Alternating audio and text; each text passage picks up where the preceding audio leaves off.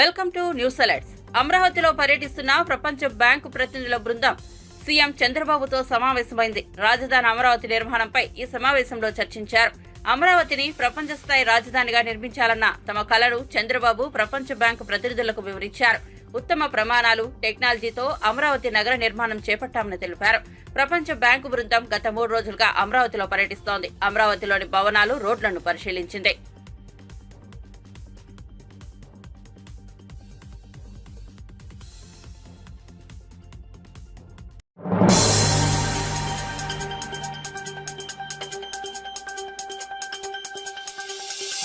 తెలంగాణ ముఖ్యమంత్రి రేవంత్ రెడ్డి, ఆయన బృందం దక్షిణ కొరియాలో పర్యటిస్తోంది.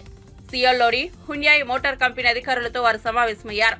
తెలంగాణలో హుండాయ్ మెగా టెస్ట్ సెంటర్ ఏర్పాటుకు సంసిద్ధత వ్యక్తం చేసింది. అలాగే ఆటోమేటివ్ టెస్ట్ ట్రాక్ సదుపాయంతో పాటు ఎలక్ట్రిక్ వాహనాలు సహా అత్యాధునిక టెస్ట్ కార్ల తయారీ సదుపాయం ఉండేలా ప్రణాళికలు రచిస్తోంది. హైదరాబాద్ లో ఉన్న ఇంజనీరింగ్ కార్యాలయాన్ని విస్తరిస్తామని హుండాయ్ తెలిపింది. భారతీయ వినియోగదారుల కోసం బెంచ్ మార్క్ ఉత్పత్తులు, సాంకేతిక అభివృద్ధికి కట్టుబడి ఉన్నామని హుండాయ్ ప్రతినిధులు ముఖ్యమంత్రి బృందానికి తెలిపారు.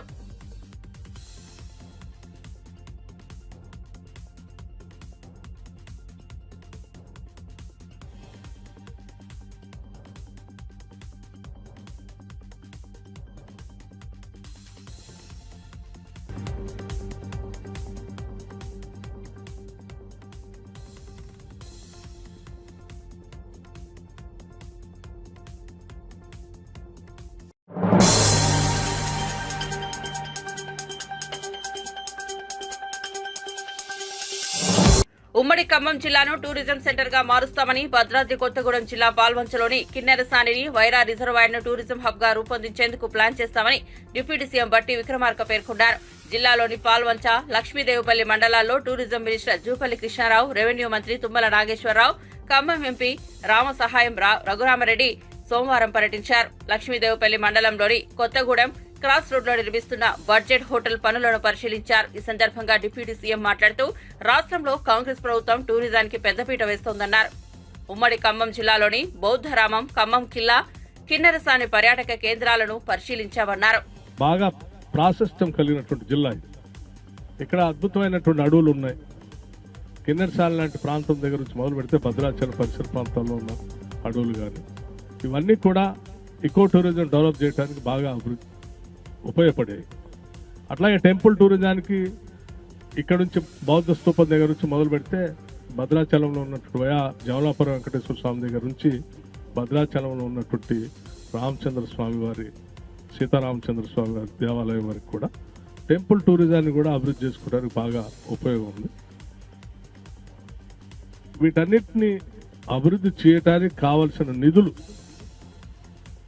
పూర్తి స్థాయిలో ఈరోజు ఇందిరమ్మ ప్రభుత్వం సంపూర్ణంగా నిధుల్ని పోగేసి పెట్టడం జరిగింది.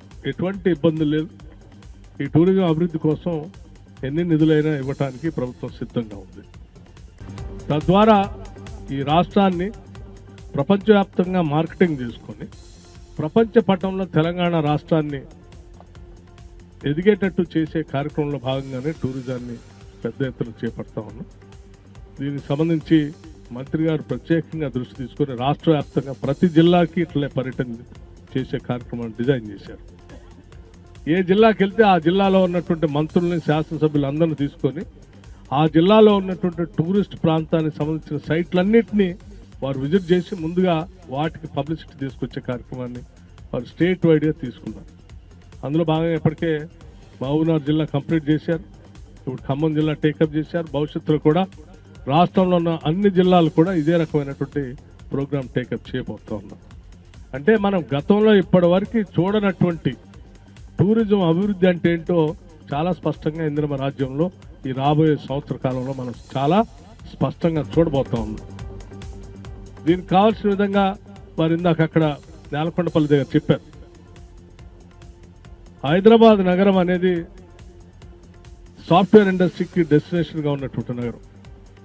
సాఫ్ట్వేర్ ఇండస్ట్రీలో పనిచేసేటువంటి వాళ్ళందరూ కూడా నెలకు ఒకసారి హాలిడే అంటే తీసుకునే క్రమంలో భాగంగా ఆ హాలిడే తీసుకునే సమయంలో కూడా వారు వర్క్ ఫ్రమ్ హోమ్ లాగా చేసినట్టుగా ఇకో టూరిజం అంటే ఫారెస్ట్లో, అడవుల్లో మంచి జలాశయాలు ఉన్న దగ్గర ట్రాకింగ్ లాంటిది, వాకింగ్ పనికొచ్చేటువంటి ట్రాక్ తయారు చేసి మంచి బ్యూటిఫుల్ రిసార్ట్స్ కట్టి అక్కడ ఇంటర్నెట్ కూడా ఏర్పాటు చేస్తే వాళ్ళు వీకెండ్స్కో లేకపోతే నెలకు 1-2 సార్లు ఆ సాఫ్ట్వేర్ ఇండస్ట్రీస్ అన్నీ కూడా ఆ పరిసర ప్రాంతాలకు వాళ్ళు ఉద్యోగస్తులను పంపించి అక్కడ వాళ్ళు ఆట విడుపుతో పాటు వాళ్ళు పని చేసుకునేటువంటి ఒక వాతావరణాన్ని కూడా సృష్టించడానికి ఒక మంచి డిజైన్తో టూరిజం మంత్రి గారు జూపాలి కృష్ణారావు గారు ప్రాజెక్ట్ తయారు చేసుకొని ఈ రాష్ట్ర టూరిజం అభివృద్ధి కోసం మంచి ప్రణాళికతో గత బడ్జెట్ కంటే ముందే రాష్ట్ర ప్రభుత్వానికి ఆ ప్రాజెక్టులని అన్నిటి కూడా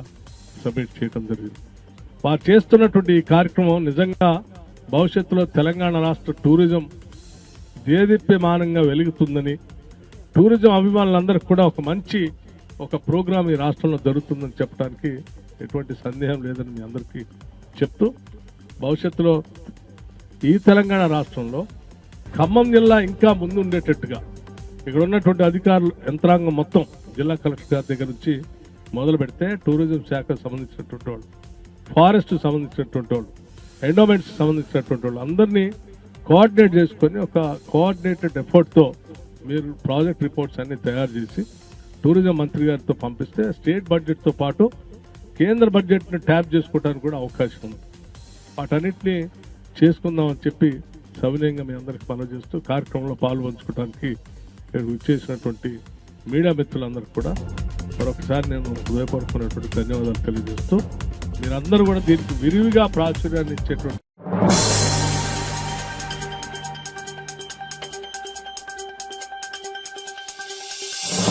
TDP MLC Bhumireddy Ramgopal Reddy media సమావేశం నిర్వహించారు. పులివెందుల మున్సిపాలిటీలో జగనన్న మెగా లేఅవుట్లో 175 కోట్ల కుంభకోణం చోటు చేసుకుందని ఆరోపించారు. పులివెందులలో జరిగిన అక్రమాలను, అన్యాయాలను నిగ్గు తేల్చడానికి కూటమి ప్రభుత్వం సిద్ధంగా ఉందని తెలిపారు. మీ నియోజకవర్గంలో మీరు ముఖ్యమంత్రిగా ఉన్నప్పుడు జరిగిన ఒక్క లేఅవుట్ లోనే దాదాపు 175 కోట్ల రూపాయలు స్కామ్ జరిగింది. దీనిపైన మీరు కూడా ప్రస్తుతం ముఖ్యమంత్రిగా లేరు, ప్రతిపక్ష నాయకునిగా లేరు, ఎలాంటి పని లేదు. మీరు అక్కడే ఉంటారు, నేను అక్కడే ఉంటా. ఇద్దరం కలిసి పులివెందుల మెగా లేఅవుట్ కు పోదాం.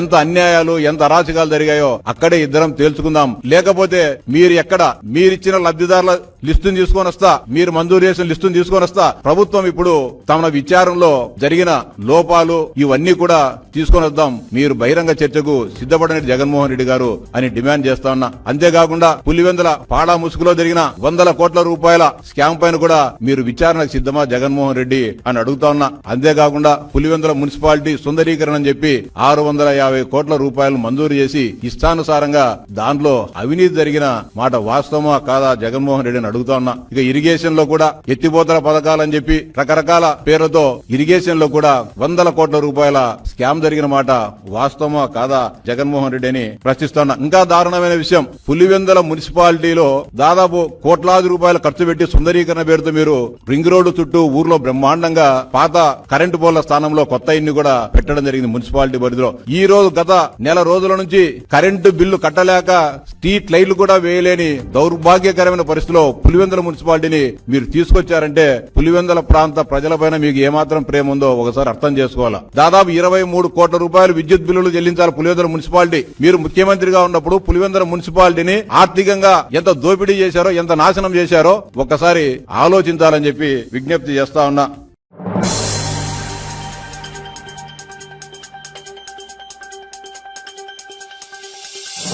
జీవో 46ను రద్దు చేసి గ్రామీణ విద్యార్థులకు న్యాయం చేయాలని బీఆర్ఎస్ రాష్ట్ర నాయకుడు ఏనుగుల రాకేష్ రెడ్డి ప్రభుత్వానికి విజ్ఞప్తి చేశారు. సచివాలయంలో సోమవారం మంత్రి పొన్నం ప్రభాకర్ ను జీవో 46 బాధితులతో కలిశారు. జీవోతో కలుగుతున్న నష్టంను మంత్రికి వివరించారు. ఈ సందర్భంగా రాకేష్ రెడ్డి మాట్లాడుతూ జీవో 46ను రద్దు చేయడం, న్యూమరికల్ పోస్టులతో న్యాయం చేయడంపై సమాలోచన చేయాలన్నారు. ఈ జీవోతో గ్రామీణ విద్యార్థులకు తీవ్ర న్యాయం జరుగుతుందని శాసనసభ సబ్ కమిటీలో సభ్యుడిగా ఉన్నందున చొరవ చూపాలని మంత్రి పొన్నంను కోరారు. మంత్రి సైతం సానుకూలంగా సాధ్యాసాధ్యాలు పరిశీలిస్తామని హామీ ఇచ్చారని, శాసనసభ సబ్ కమిటీలో చర్చిస్తామని చెప్పారన్నారు.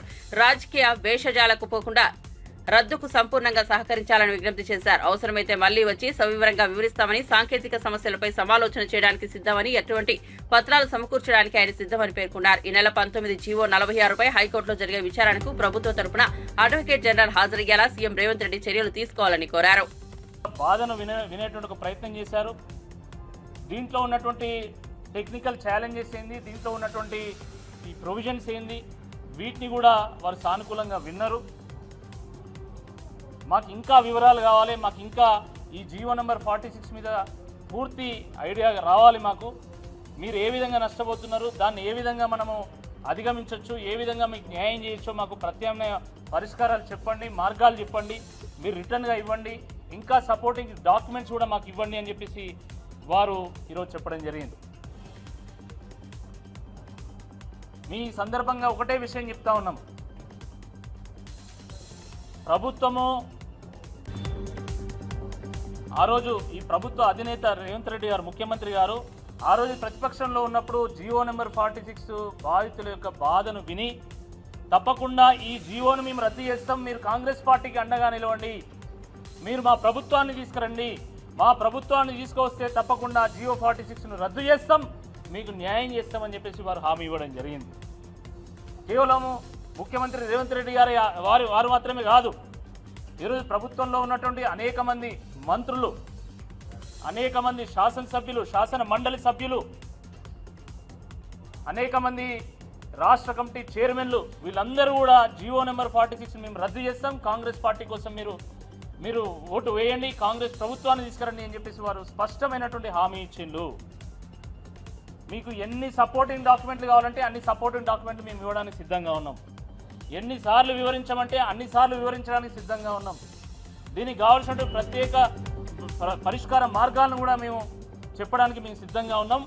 కానీ దయచేసి వీళ్ళ బాధను మానవతా దృక్పథంతో ఆలోచించి మరి వీరికి తప్పకుండా న్యాయం జరిగే విధంగా జీవో 46ను రద్దు చేసైనా, సవరణ చేసైనా, సూపర్ న్యూమరీ పోస్టు క్రియేట్ చేసైనా, బ్యాక్లాగ్ పోస్టు మరి ఫిల్ చేసైనా వీళ్ళకు న్యాయం చేయాల్సిందిగా ఈ సందర్భంగా మరొకసారి మేము విజ్ఞప్తి చేస్తున్నాము. ఈ సందర్భంగా రాష్ట్ర ప్రభుత్వానికి, అదేవిధంగా రాష్ట్ర మంత్రివర్యులు పొన్నం ప్రభాకర్ గారు వారు మాకు సమయం ఇచ్చినందుకు, వీళ్ళ యొక్క బాధలు విన్నందుకు, వీళ్ళ గురించి ఆలోచన చేస్తున్నందుకు నేను ప్రత్యేకంగా మేము మా పార్టీ పక్షాన కూడా మేము ధన్యవాదాలు తెలియజేస్తున్నాము. ఎందుకంటే ఇది పార్టీల పంచాయతీ కానే కాదు, ఈ బాధితుల యొక్క భవిష్యత్తుకు సంబంధించినటువంటి విషయం, ఇది తెలంగాణ భవిష్యత్తుకు సంబంధించినటువంటి అంశం కాబట్టి దీంట్లో ఇది పొలిటికల్ బెనిఫిట్ తీసుకోవడానికో, పొలిటికల్ క్రెడిట్ తీసుకోవడానికో మేము ప్రయత్నం చేస్తలేము. ప్రభుత్వం కూడా ఆ రకంగానే ఆలోచిస్తుందని చెప్పేసి మేము సంపూర్ణంగా విశ్వసిస్తున్నాం. కాబట్టి తప్పకుండా దీన్ని ముందు తీసుకెళ్లాలి, ఈ కన్సల్టేషన్ ప్రాసెస్ ముందు తీసుకెళ్లాల్సిందిగా.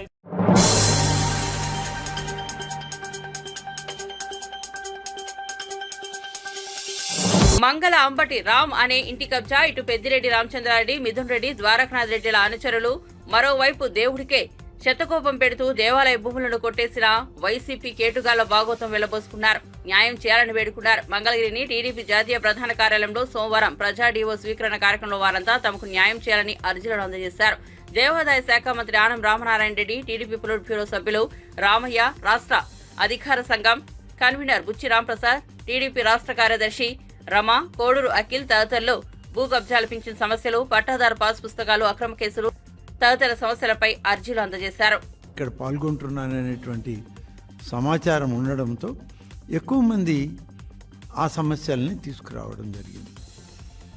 సమస్యల పట్ల అవగాహన, ఆలోచన, ఆ సమస్యలను పరిష్కరించడం ఎలా అనేటువంటి విషయాల పట్ల శ్రద్ధతో వాటన్నిటినీ కూడా చూసాం. అవసరమైన మేరకు అనుభవజ్ఞులైనటువంటి వర్ల రామయ్య గారు, అలాగే ఈ యొక్క కార్యక్రమాల్లో ముఖ్యంగా ఉన్నటువంటి బుచ్చి రాంప్రసాద్ గారు కానీ, రమణ గారు కానీ సహకరించారు. మధ్యలో అశోక్ బాబు గారు లాంటి పెద్దలు కూడా ఈ యొక్క కార్యక్రమ నిర్వహణలో మనం ఏం చేయాలనేటువంటి సూచనలు ఇవ్వడం జరిగింది. 250 పైచిలకు అర్జీలు, వాటిల్లో ఎక్కువ భాగం దేవాదాయ శాఖకు వచ్చి వాటిని కొన్ని ఇక్కడే పరిష్కరించగలిగాం. కొన్నింటిని దేవాదాయ శాఖ అధికారులకు పంపించి పరిష్కారం అక్కడి నుంచి తీసుకొని ఆ లబ్ధిదారులకి సమాధానం ఇవ్వడం కూడా జరుగుతుందనేటువంటి విషయం వాళ్ళకు కూడా చెప్పడం జరిగింది.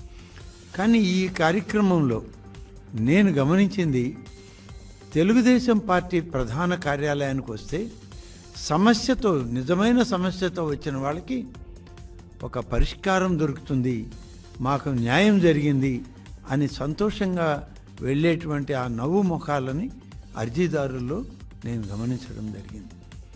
సామాన్యంగా వస్తారు, మంత్రులు వెళ్ళినా వస్తారు, ఎమ్మెల్యేలు వెళ్ళినా వస్తారు, పార్టీ పెద్దలు వెళ్ళినా వస్తారు గ్రామాలకి, పట్టణాలకి. అక్కడ పరిష్కారానికి సమయం ఉండదు. వాళ్ళు ఇచ్చిన అర్జీ తీసుకొని తర్వాత సంబంధిత అధికారులకు పంపిస్తాం మామూలుగా.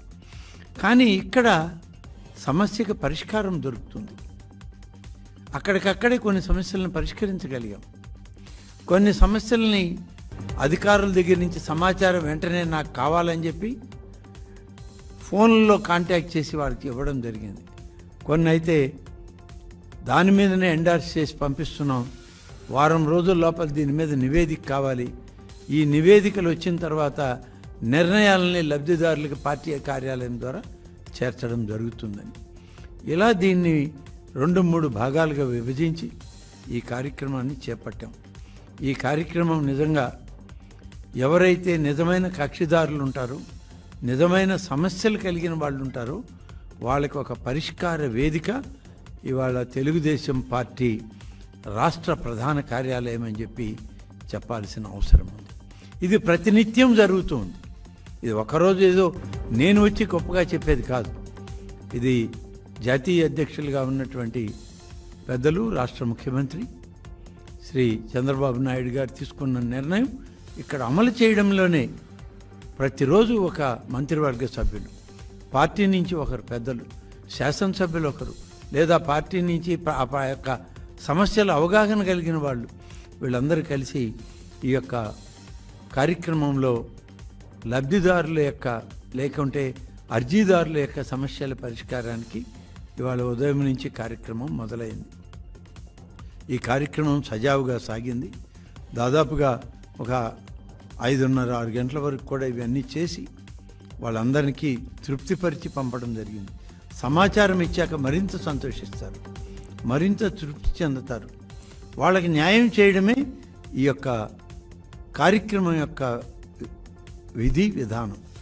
ఈ రెండింటినీ కలగలిపి తెలుగుదేశం పార్టీ కార్యాలయంలో మాకు న్యాయం జరుగుతుంది అనేటువంటి ఒక నమ్మకం, భరోసా ఇవాళ మేము ఇవ్వగలుగుతున్నాం. ఇవాళ నేనే కాదు, అనేక మంది మంత్రులు గత 20 రోజులుగా ఈ కార్యక్రమం నడుస్తుంది.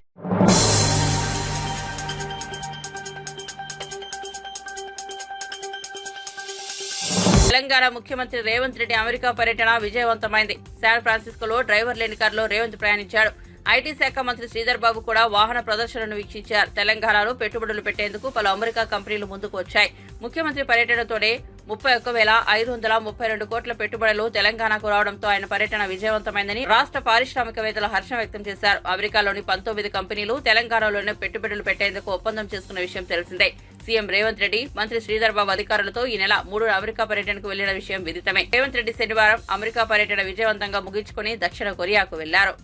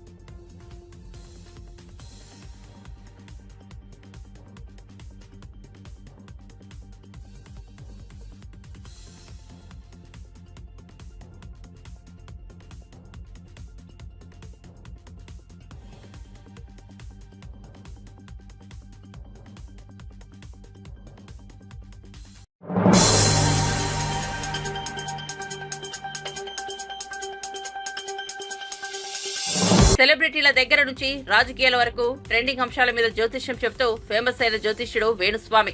ఇటీవల కాలంలో ఆయన చెప్పిన కొన్ని జోష్యాలు బెడిసికొట్టాయి. ఈ క్రమంలో సోషల్ మీడియాలో ఆయనపై విపరీతంగా ట్రోలింగ్ జరిగింది.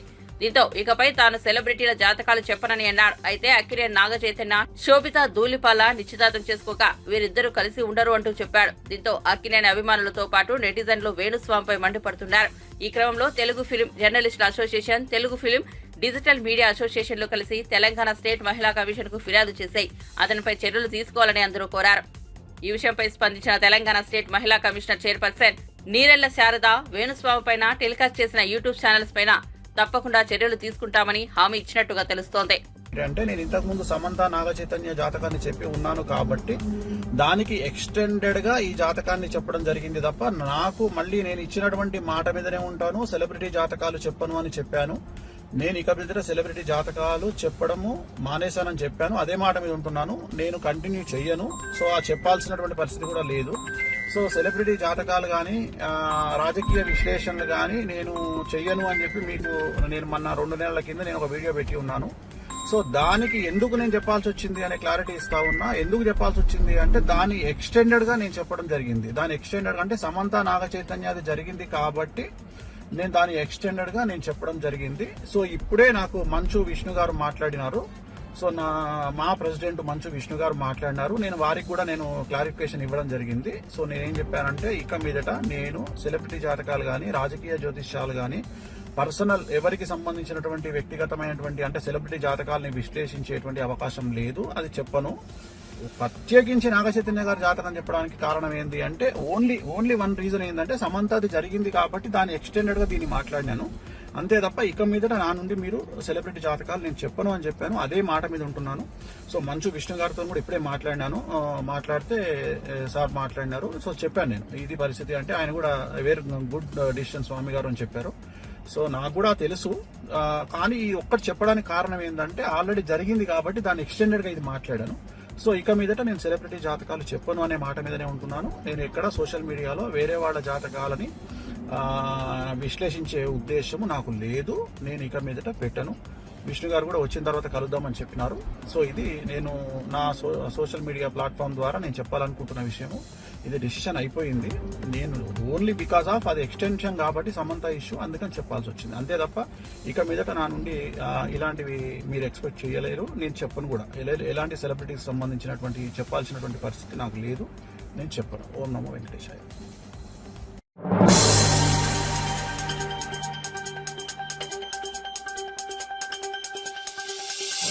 విక్రమ్ హీరోగా నటించిన సరికొత్త చిత్రం తంగలాన్. మాలవిక మోహనాన్ కథానాయిక.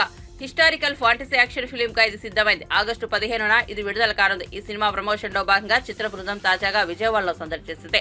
సోమవారం ఉదయం విజయవాడ చేరుకున్న చిత్ర బృందం నగరంలో పేరు పొందిన బాబాయ్ హోటల్లో టిఫిన్ చేసింది. అక్కడికి వచ్చిన వారితో విక్రమ్, మాలవిక కాసేపు సరదాగా ముచ్చటించారు. దీనికి సంబంధించిన ఫోటోలు ప్రస్తుతం నెట్టింట వైరల్ గా మారాయి.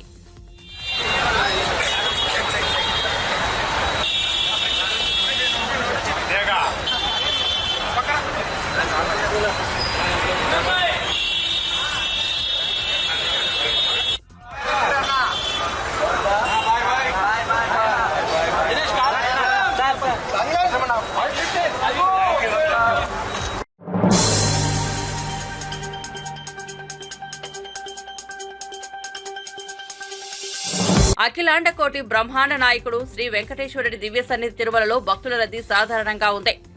శ్రీవారి దర్శనానికి జనం పెద్ద సంఖ్యలో తరలివచ్చారు. ఈ మేరకు టోకన్లు లేని భక్తులకు దర్శనానికి 10 గంటల సమయం పడుతోంది. ఇక 300 రూపాయల ప్రత్యేక దర్శనానికి 2 గంటల సమయం పడుతోంది. అదేవిధంగా వైకుంఠం క్యూ కాంప్లెక్స్ లోని 14 కంపార్ట్మెంట్లలో భక్తులు స్వామివారి దర్శనం కోసం వేచి చూస్తున్నారు. వారిని 86,604 మంది భక్తులు దర్శించుకోగా అందులో 31,536 మంది భక్తులు తమ తలనీలాలు సమర్పించి మొక్కులు తీర్చుకున్నారు. తిరుమల శ్రీవారి హుండీ ఆదాయం 3.8 కోట్లు వచ్చాయని టీటీడీ అధికారులు తెలిపారు.